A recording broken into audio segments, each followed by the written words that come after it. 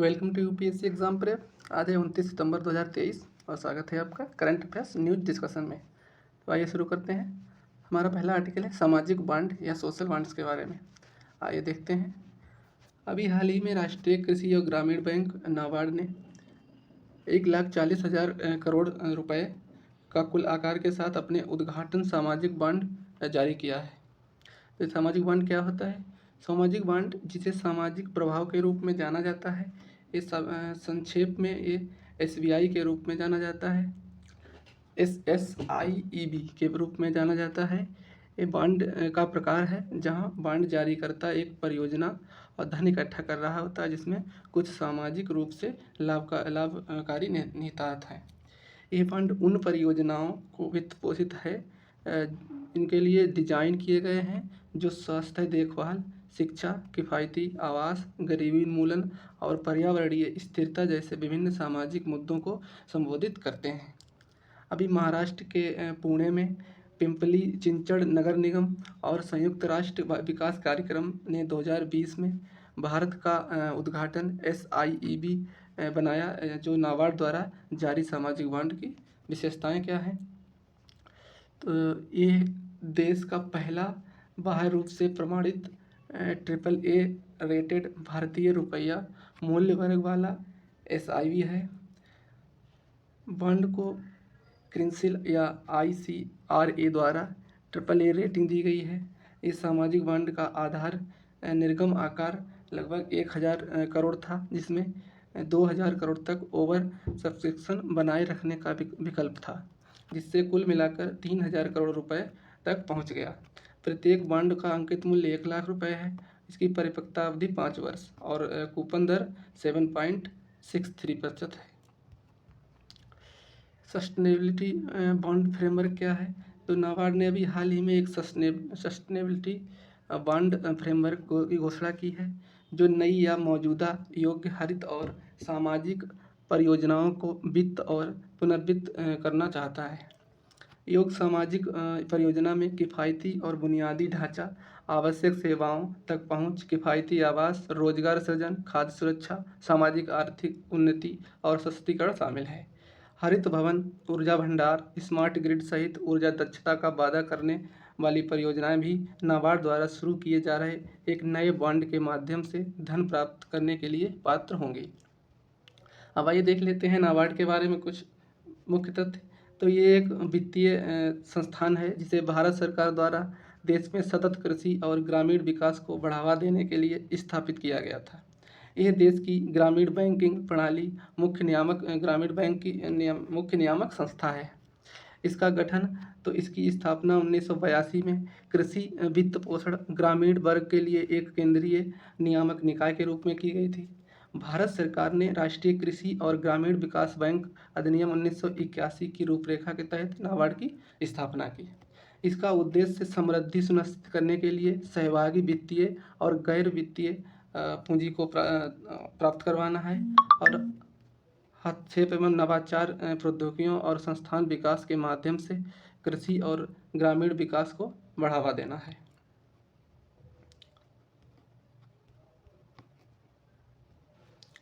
ग्रामीण विकास के लिए नाबार्ड द्वारा शुरू की गई कुछ गतिविधियों में शामिल है। ये पुनर्वित्त में सहायता प्रावधान करता है और ग्रामीण बुनियादी ढांचे में सुधार करता है। क्षेत्रीय ग्रामीण बैंकों और सहकारी बैंकों का पर्यवेक्षण। तो ये हस्तशिल्प गतिविधियों को विकसित करने के लिए कारीगरों को प्रशिक्षण देना और उन्हें उपज के विपणन में सहायता करना इसका कार्य है। और ये जिला स्तर पर ऋण योजनाएं तैयार करना और बैंकों को इन लक्ष्य को प्राप्त करने के लिए प्रोत्साहित करता है। भारत में आर्थिक रूप से पिछड़े वर्गों के भीतर सुदृढ़ बैंकिंग प्रथाओं का विकास करता है। अब बॉन्ड क्या होता है?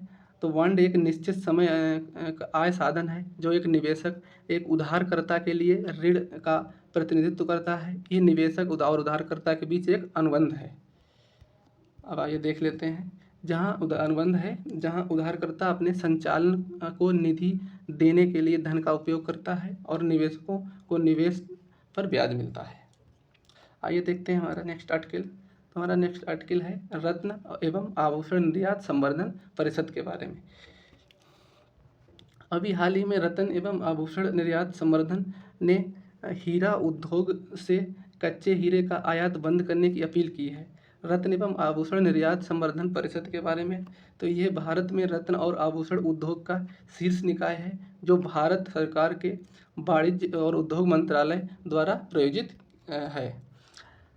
ये बेसिक इसके बेसिक कार्यक्रम क्या है, तो ये मुख्य रूप से भारतीय रत्न आभूषण उत्पादों अंतर्राष्ट्रीय बाजार में पेश करने और निर्यात को बढ़ावा देना शामिल है। इसे प्राप्त करने के लिए परिषद अपने सदस्यों और विदेशी व्यापार पूछताछ और व्यापार और ट्रैफिक नियमों, आयात शुल्क की दरों और आभूषण मेलों आदि के प्रदर्शनियों के बारे में जानकारी प्रदान करती है। इसका मुख्यालय नई दिल्ली महाराष्ट्र में है और इसके पूरे देश में क्षेत्रीय कार्यालय हैं और लगभग 7500 से अधिक इसके सदस्य हैं। इसके कुछ अन्य कार्य भी हैं, तो आइए देख लेते हैं। अन्य कार्यों में अंतर्राष्ट्रीय आभूषण शो में संयुक्त भागीदारी का आयोजन करना, कच्चे हीरे रंगहीन रत्नों की आपूर्ति, तैयार आभूषणों की सोर्सिंग में सहयोग और क्षेत्रों का पता लगाने के लिए देशों को आमंत्रित करना। ये क्रेता विक्रेताओं के माध्यम से अंतर्राष्ट्रीय बाजारों को संभावित साझेदारों और क्रेताओं की पहचान करता है।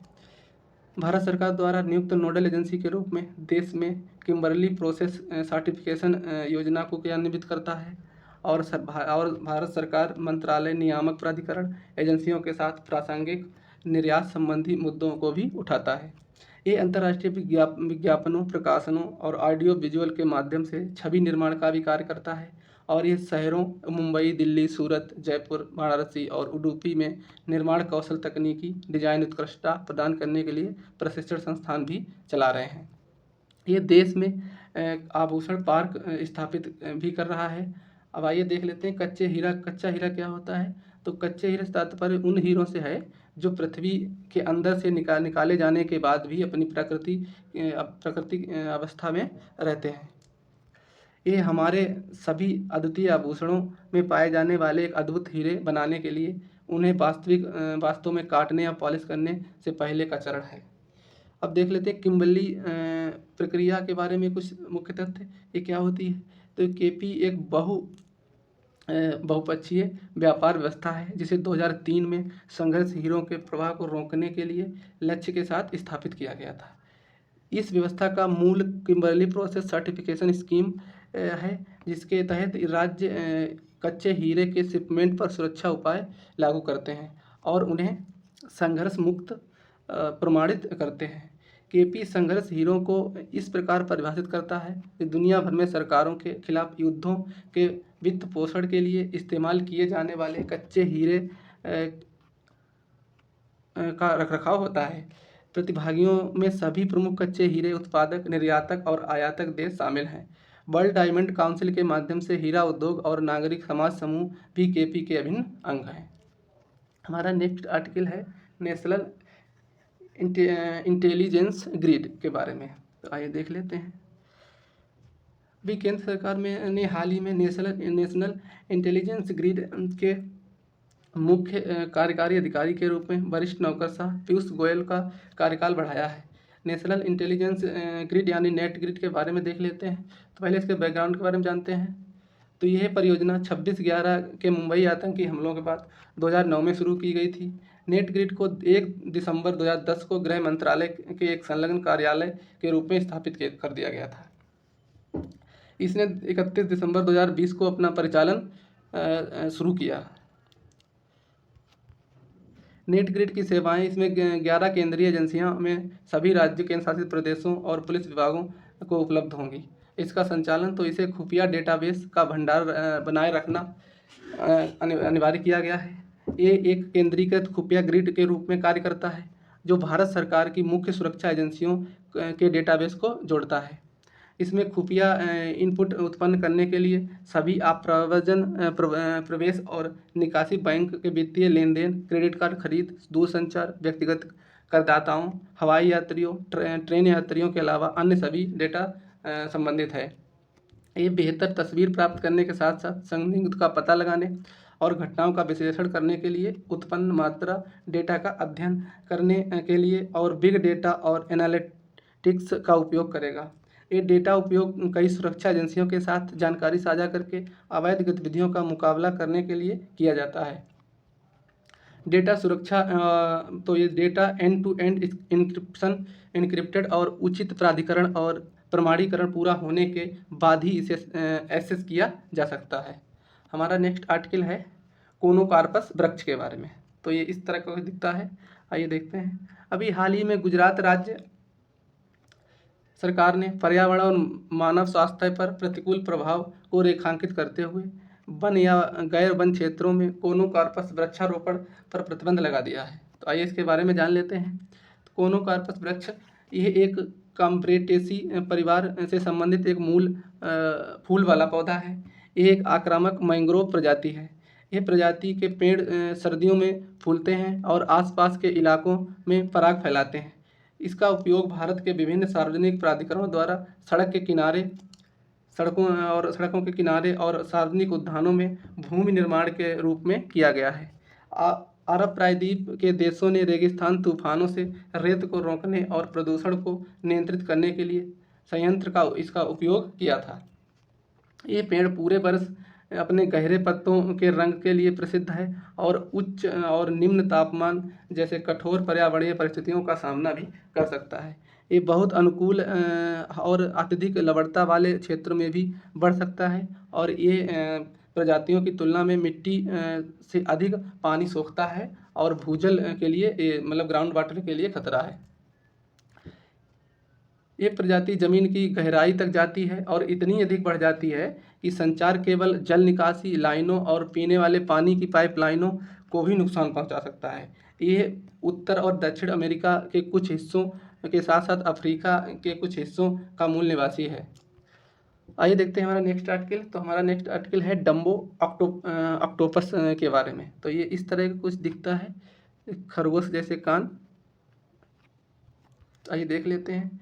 अभी अमेरिका के वैज्ञानिकों को हाल ही में उत्तरी प्रशांत महासागर की खोज के दौरान एक दुर्लभ डम्बो ऑक्टोपस मिला है।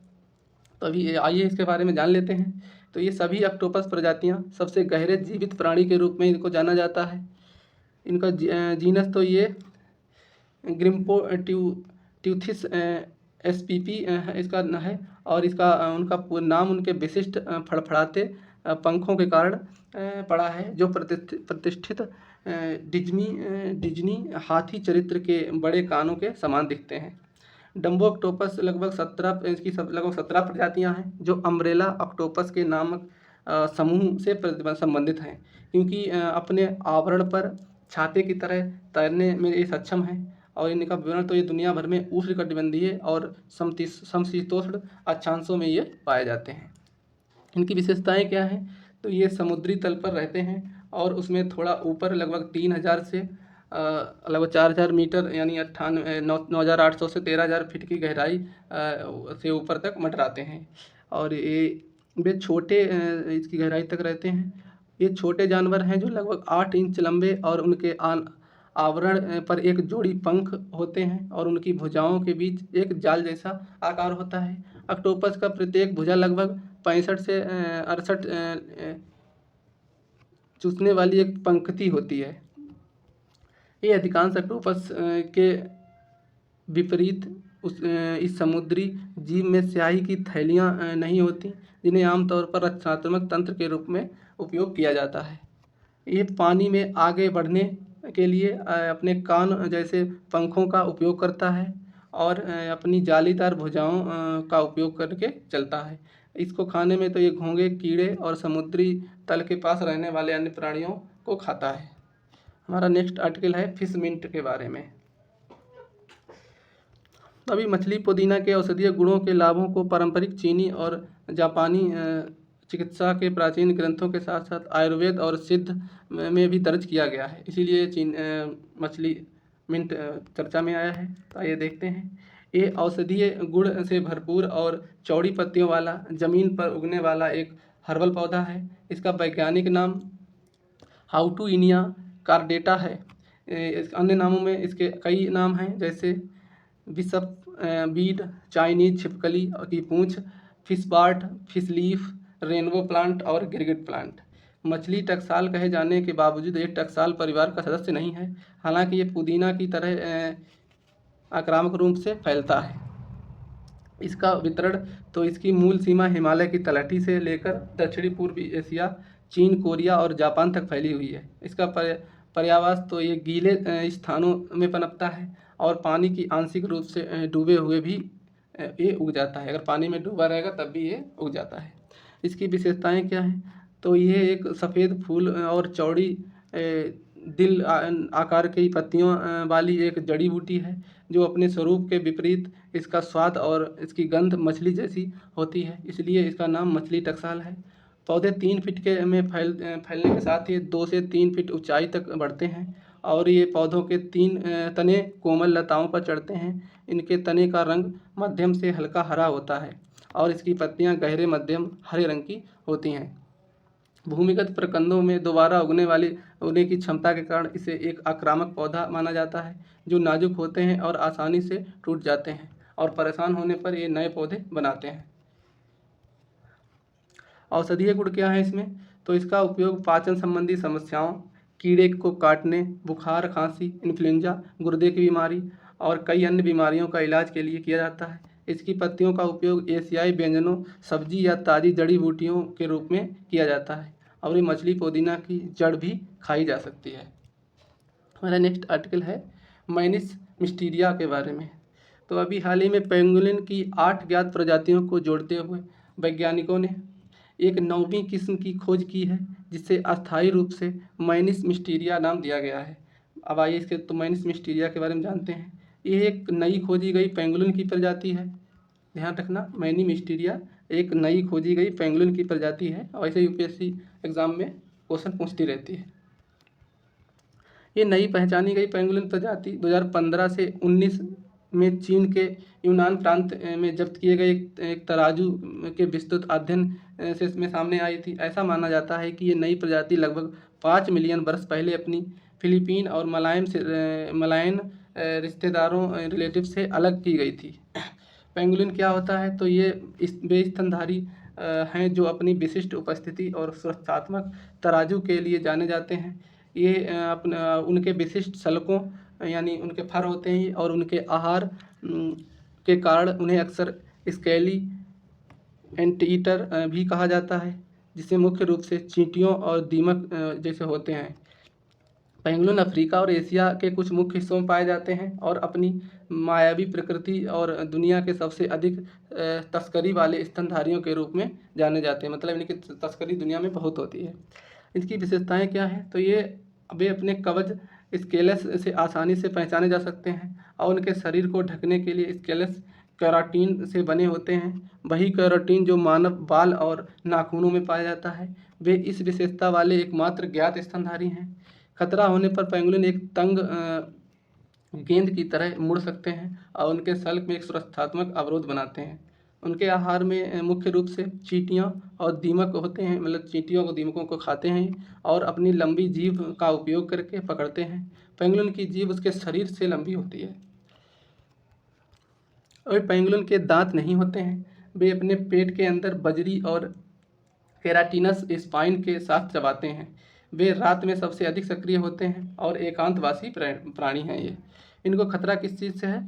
तो ये पेंगुलिन सभी पेंगुलिन प्रजातियों अंतर्राष्ट्रीय प्रकृति संरक्षण यानी IUCN की संकटग्रस्त प्रजातियों की लाल सूची में सूचीबद्ध है। भारतीय पेंगुलिन, जिसे मोटी पूंछ वाला पेंगुलिन भी कहा जाता है, इसे IUCN की रेड लिस्ट के तहत लुप्तप्राय रूप में वर्गीकृत किया गया है। आइए देखते हैं हमारा नेक्स्ट आर्टिकल। तो हमारा नेक्स्ट आर्टिकल है एंजियोस्ट्रोंगिलस कैरोटीनेसिस के बारे में। तो आइए देख लेते हैं। यह एक परजीवी कीड़ा है जिसे वैज्ञानिक रूप से एंजियोस्ट्रोंगिलस कैरोटीनेसिस के नाम से जाना जाता है, जो आमतौर पर चूहों में पाया जाता है। हाल ही में ये दक्षिण पूर्वी अफ्रीका में फैल रहा है। तो आइए इसके बारे में जान लेते हैं एंजियोस्ट्रोंगिलस कैरोटीनेसिस के बारे में। तो ये एक जिसे आमतौर पर रेड लंगवॉर्म के रूप में भी जाना जाता है, एक परजीवी नेमाटोड है जो कृंतकों विशेष रूप से चूहों को संक्रमित करता है। यह आमतौर पर हवाई सहित दक्षिण पूर्व एशिया और प्रशांत द्वीप समूह में पाया जाता है, जबकि ये चूहे इस परजीवी के लिए प्राथमिक मेजबान के रूप में काम करते हैं। यानी सबसे पहले इसमें ही पाया जाता है। और मनुष्य और घोंघे के स्लग सहित ये अन्य जानवरों आकस्मिक मेजबान के रूप में भी संक्रमित मतलब और अन्य को भी संक्रमित कर सकते हैं। इनका संचरण क्या है, तो ये चूहों के मल से फैलता है और उपज या अन्य खाद्य पदार्थों के माध्यम से मनुष्य या अन्य जानवरों को भी संक्रमित कर सकता है। मनुष्यों पर इसका प्रभाव क्या पड़ता है, तो ये एक बार मनुष्यों के अंदर यह कीड़ा एक दुर्लभ मस्तिष्क संक्रमण का कारण बन सकता है, जिसे इयोसिनोफिलिक मेनिनजाइटिस के रूप में जाना जाता है। लक्षणों में सिर दर्द और स्थिरता, झुनझुनी, बुखार, उल्टी या त्वचा में दर्दनाक जैसे दर्द महसूस करना ये शामिल हो सकता है। अधिकांश संक्रमण विशिष्ट उपचार के बिना समय के साथ अपने आप ठीक हो जाते हैं, क्योंकि परजीवी मानव शरीर में लंबे समय तक जीवित नहीं रह सकते हैं। इसके गंभीर मामलों में कीड़ा इंसानों को कोमा या यहाँ तक कि मौत का कारण भी बन सकता है और पालतू जानवरों को भी संक्रमित कर सकता है। अब देख लेते हैं इसका इलाज क्या हो सकता है। तो वर्तमान में परजीवी के लिए कोई विशिष्ट उपचार नहीं है। संक्रमण के लक्षणों के लिए सबसे आम प्रकार के उपचार हैं, जैसे सिर दर्द के लिए दर्द की दवा, परजीवी के प्रति शरीर में प्रतिक्रिया को कम करने के लिए दवाएं लेनी चाहिए बस, और इसका कोई इलाज ठोस नहीं है। आइए देखते हैं नेक्स्ट आर्टिकल। हमारा नेक्स्ट आर्टिकल है सोनोवॉय के बारे में। अभी भारतीय नौसेना ने MQ-9B Sea Guardian medium altitude long endurance drone का सोनोवॉय से लैस करने की योजना बनाई है। इसके बारे में जान लेते हैं। तो सोनोवॉय एक छोटे व्यय योग्य उपकरण हैं जिनका उपयोग पानी के नीचे ध्वनिकी और सोनार सिस्टम में समुद्र में ध्वनि पता करने और विश्लेषण करने के लिए किया जाता है, खासकर पनडुब्बियों और अन्य पानी के नीचे की वस्तुओं में नज़र रखने के लिए किया जाता है। परिनियोजन इसका क्या है, तो सोनोवॉय को विमान में समुद्र में गिराकर जहाज़ों या पनडुब्बियों से लॉन्च करके तैनात किया जाता है। वे एक पूर्व निर्धारित गहराई तक डूब जाते हैं और ध्वनिक संकेतों को सुनना शुरू कर देते हैं, जिससे संभावित पनडुब्बी खतरों का पता लगाने में मदद मिलती है। ये किसी लक्ष्य का सटीक स्थान निर्धारित करने के लिए एकाधिक सोनोवॉय को एक पैटर्न में तैनात किया जाता है। सोनोवॉय 3 प्रकार के होते हैं। इसमें निष्क्रिय, ये सोनोवॉय बिना किसी संकेत के छोड़े चुपचाप ध्वनि सुनते हैं और रिकॉर्ड कर सकते हैं। ये किसी लक्ष्य से ध्वनि ऊर्जा सुनने के लिए हाइड्रोफोन का उपयोग करते हैं। ये दूसरा होता है सक्रिय सोनोवॉयस। ये एक ध्वनि पल्स उत्सर्जित करते हैं और लक्ष्य को पता लगने के लिए रिटर्न सिग्नल का विश्लेषण करते हैं। ये ध्वनिक संकेत भेजने के लिए एक ट्रांसड्यूसर का प्रयोग करते हैं। विशेष प्रयोजन प्लब पर्यावरण के बारे में जानकारी प्रदान करते हैं। जैसे ही पानी का तापमान, परिवेशीय शोर का स्तर आदि पर आता है तो ये उसको जानकारी देते हैं। इसके घटक क्या हैं, तो घटक इसके ये एक विशिष्ट सोनोवॉय ने एक बेलनाकार या गोलाकार उत्प्लावन आवास ध्वनिक संकेतों का पता लगाने के लिए सेंसर, एक बैटरी या पावर स्रोत और होस्ट प्लेटफॉर्म के उदाहरण के लिए विमान या जहाज पर डेटा रिले करने के लिए एक रेडियो ट्रांसमीटर या अन्य संचारी प्रणाली होती है। इसके अन्य उपयोग क्या हैं, तो ये पनडुब्बी रोधी युद्ध के अलावा इनका उपयोग वैज्ञानिक अनुसंधान, पर्यावरण अध्ययन में किया जा सकता है, जिन्हें व्हेल और अन्य समुद्री जीवों में व्यवहार का अध्ययन भी शामिल है। MQ-9B सी गार्जियन क्या है, इसके बारे में कुछ जान लेते हैं थोड़ा। तो ये MQ-9 रिपर का एक प्रकार है जो मानव रहित हवाई वाहन में है, जो दूर से नियंत्रित या स्वायत्त उड़ान संचालन में सक्षम है। ये उच्च ऊंचाई वाली, लंबे समय तक सहन करने वाले ड्रोन हैं जो मारक मिसाइलों से लैस हैं, जो उच्च सटीकता के साथ दुश्मन के लक्ष्यों को मार गिरा सकते हैं। इसे मुख्य रूप से अमेरिका सेना के लिए जनरल एटॉमिक्स एरोनॉटिकल सिस्टम ने विकसित किया गया था। ये भारतीय नौसेना ने 2020 से MQ-9B गार्जियन का संचालन कर रही है। इसकी विशेषताएं क्या हैं, तो ये 5670 किलोग्राम तक वजन ले जा सकता है और इसका ईंधन क्षमता 2721 किलोग्राम है।